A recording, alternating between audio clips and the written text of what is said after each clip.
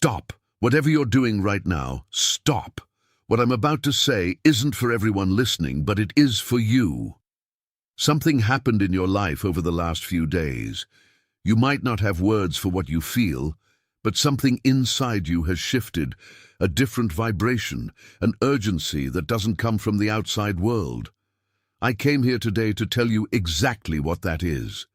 You've been carrying a weight and a question that no one around you has been able to answer. You've worked harder than anyone you know, and still, the door you want so badly to walk through stays shut.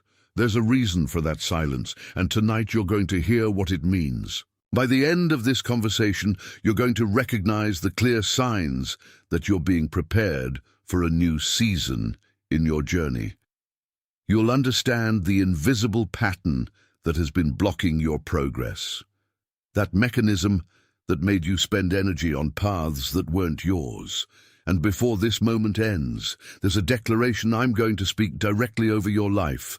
A confirmation I deeply believe is the exact reason this path crossed yours tonight. You've noticed that certain things no longer make sense. Conversations that used to feel good now feel hollow, almost scripted. There's an exhaustion that isn't physical, a strange need to withdraw, to seek silence, to be alone. Sometimes you wake up in the middle of the night and feel a presence, as if time itself is waiting for you to finish processing something your conscious mind hasn't yet reached. These aren't signs that you're losing control or isolating yourself from the world. On the contrary, they're signs of recalibration.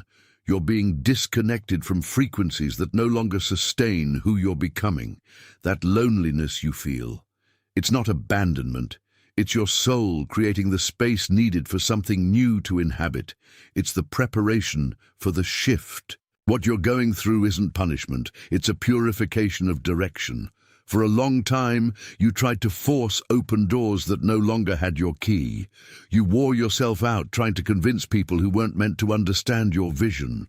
You felt exhausted because you were carrying the weight of a destiny that wasn't yours, or because you were trying to speed up a process that only needed trust. But look, what you call failure, I see as a necessary detour.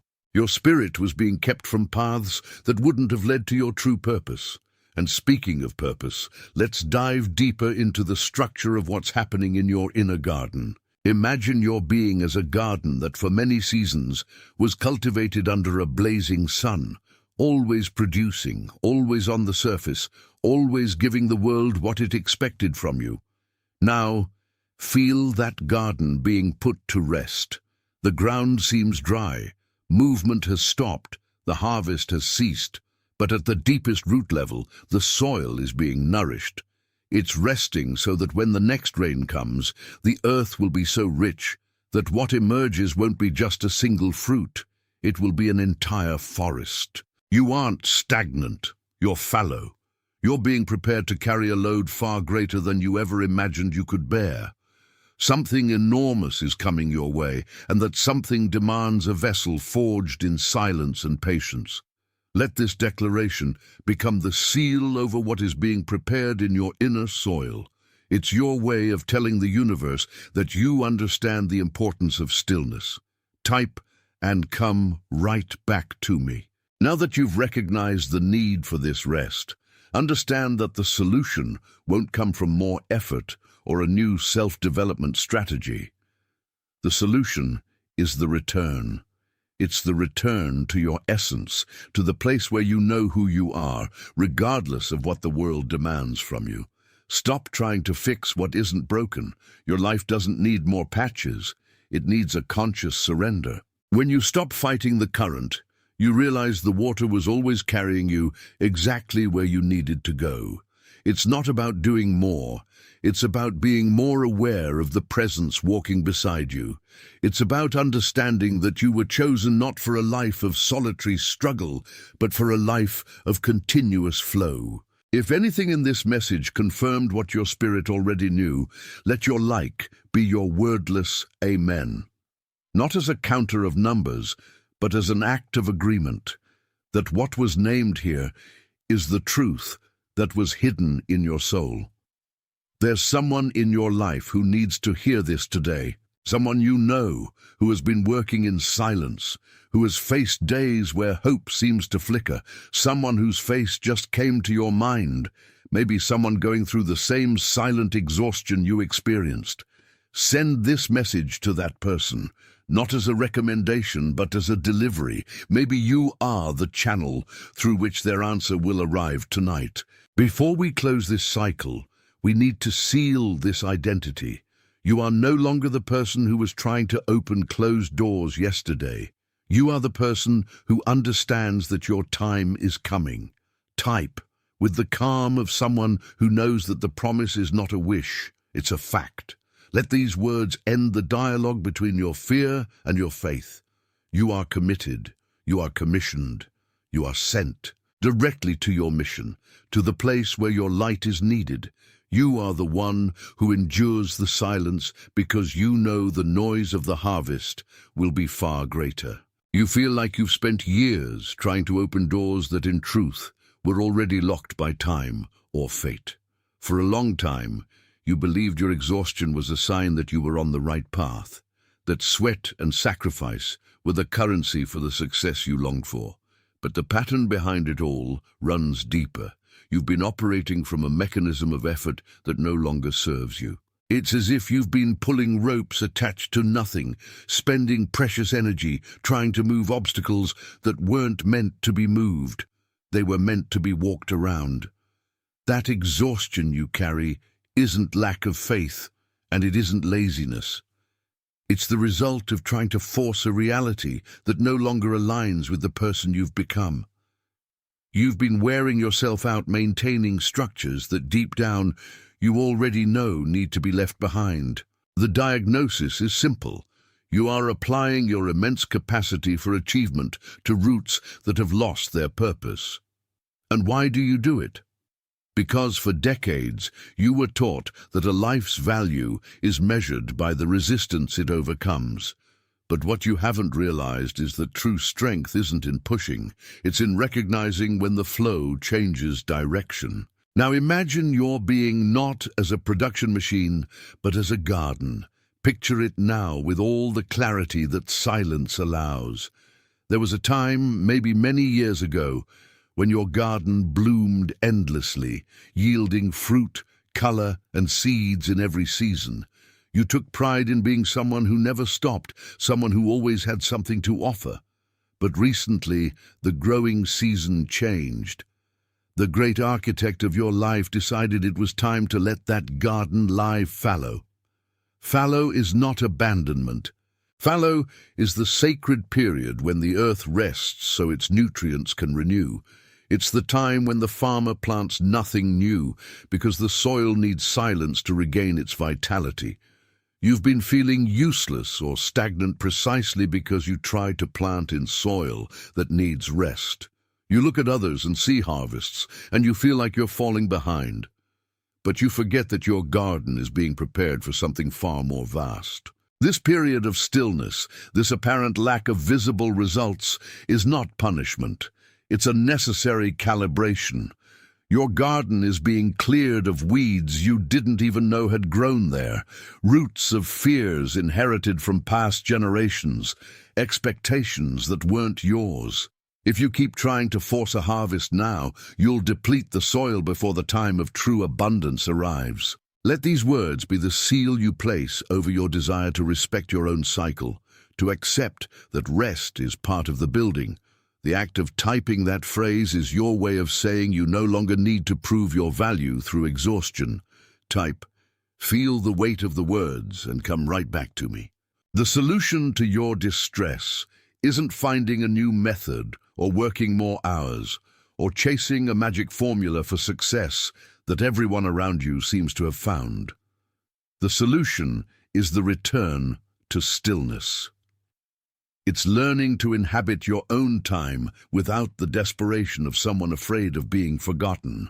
When you accept that this moment of calm is intentional, you begin to realize that life itself is working behind the scenes while you rest. The return isn't defeat. The return is a strategic move. It's when you step away from the noise to listen to the only voice that truly matters. Stop looking at the closed doors and start feeling the wind blowing in other directions. That wind is the indication of where your path actually opens. You don't have to build your future with your own hands. You only need to be present enough to recognize when the future presents itself to you. Your only responsibility now is the maintenance of your inner peace. If your mind starts chasing worries, bring it back to the image of your garden. Remember that the earth doesn't worry about time. It trusts the season. You must do the same. Trust that what is being generated in the silence will surpass everything you ever tried to accomplish in the noise. Stillness is the ground where your future harvest is taking shape, and your acceptance of that fact is the greatest step you could take toward your true mission. This is your way of saying that what was named here is true, that your walk, no matter how lonely it seemed, was never without a greater purpose. Let that small touch be your signature, an acknowledgement that what was said here was said for you. Take a deep breath now. Let that movement of recognition settle, because there is someone in your circle, someone whose face just came to your mind, who desperately needs to receive this message tonight. Think of that person who has been working exhaustively, carrying a tiredness that no rest can relieve. Someone who walks among others, maintaining a silence no one understands, bearing a burden no one sees. That person doesn't need common advice, superficial motivational quotes, or suggestions on how to be more productive. What that person needs is recognition, to know that their waiting period is not a mistake, but a preparation. Send this content to them. Don't do it as someone recommending a video, but as someone handing over a key.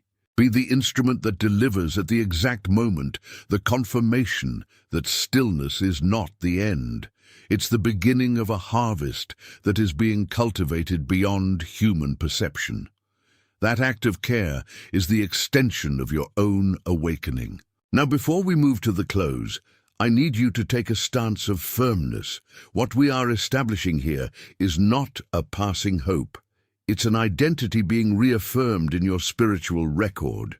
What you experienced here, the clarity that has begun filtering through the fog, is the start of a new time. Don't type it in a hurry. Type slowly, feeling each letter, allowing the affirmation to be a declaration of intent. You aren't seeking external approval.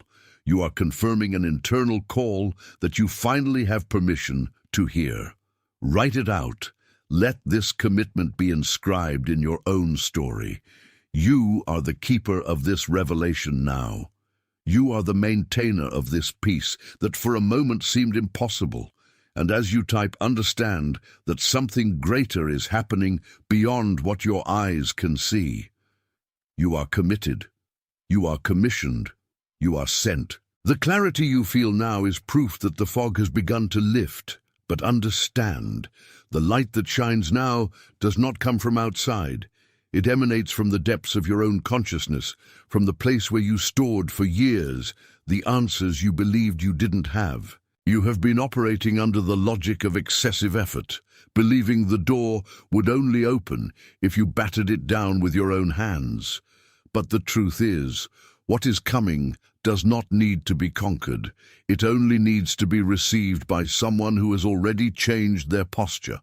Notice how, in recent days, conversations that once fueled your day have lost their taste, as if the vocabulary of those around you no longer translates the new language you have begun to speak silently.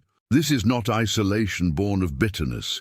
It is distance born of alignment, a natural selection of your spirit preparing to occupy a new level.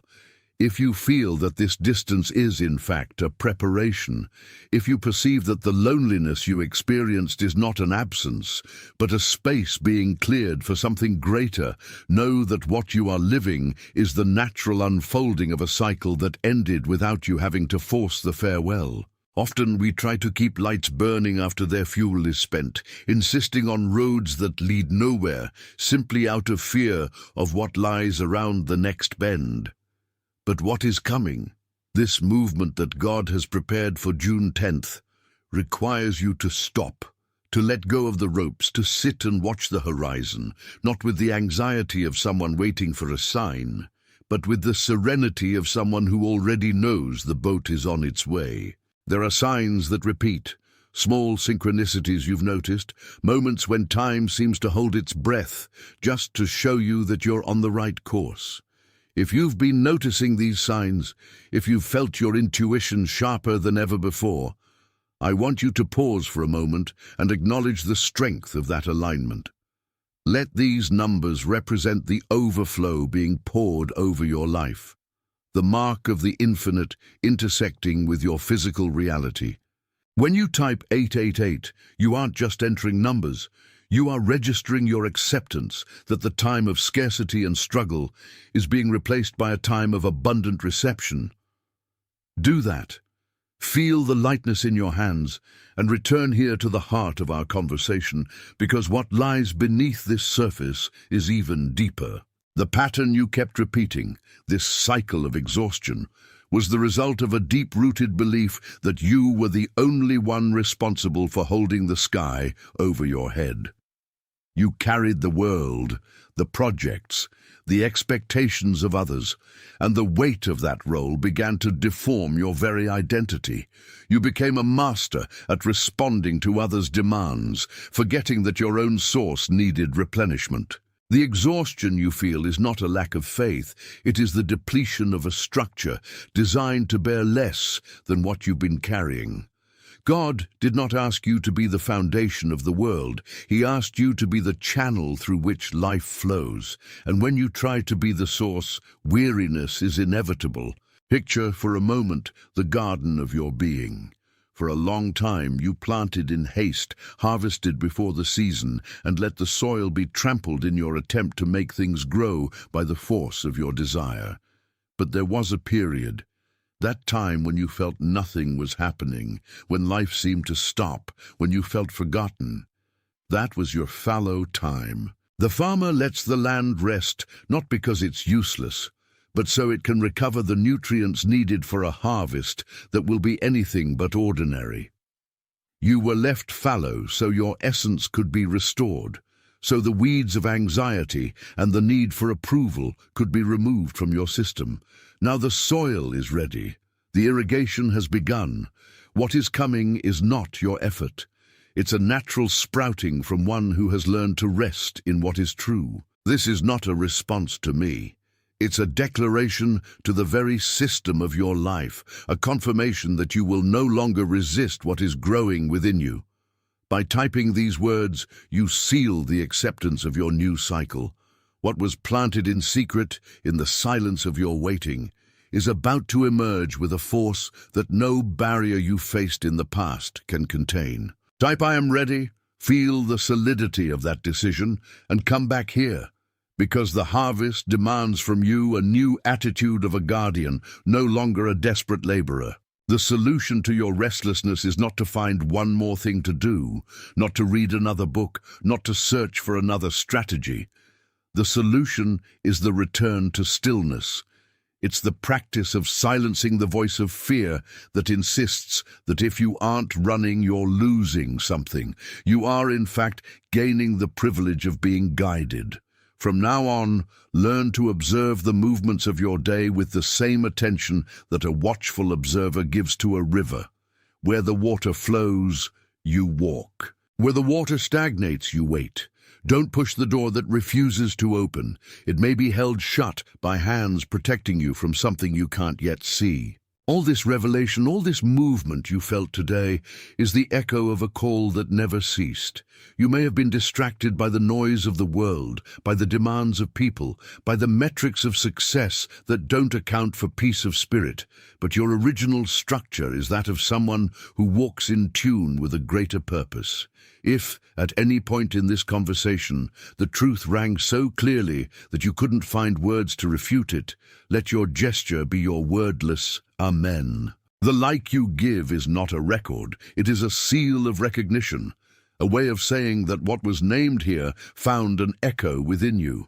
It is your tacit agreement that from now on your life will be guided by this clarity that has just been awakened. And as you reflect on what has changed, there is a person who desperately needs this light. You know someone who has been striving silently, who has held back tears so as not to burden others, who has carried a weight that no one else sees. Maybe it's someone you see in your daily routine, or someone you haven't spoken to in a while, but whose face came to your mind while I was speaking. That person is exhausted, not because they are weak, but because they forgot what it feels like to be sustained. Take this content to them.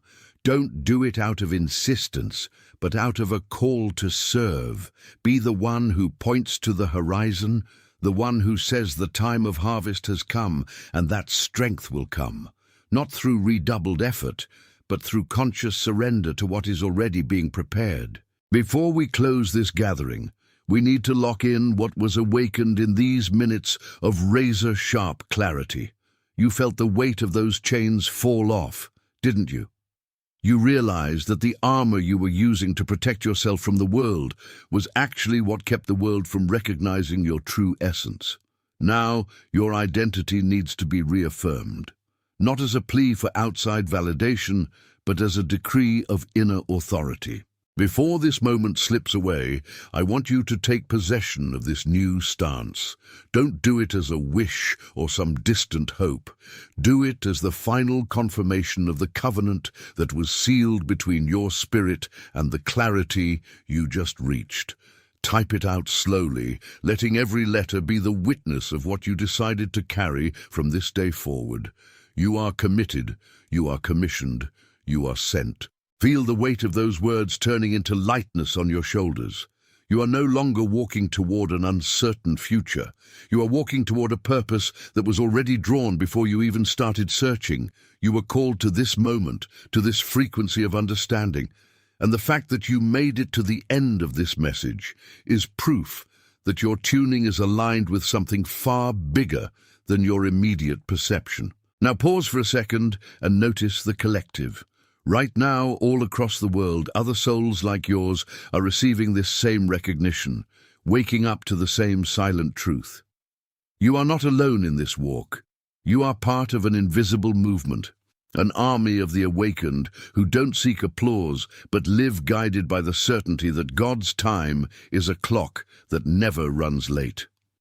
What is happening to you is not an isolated event. It is the start of a new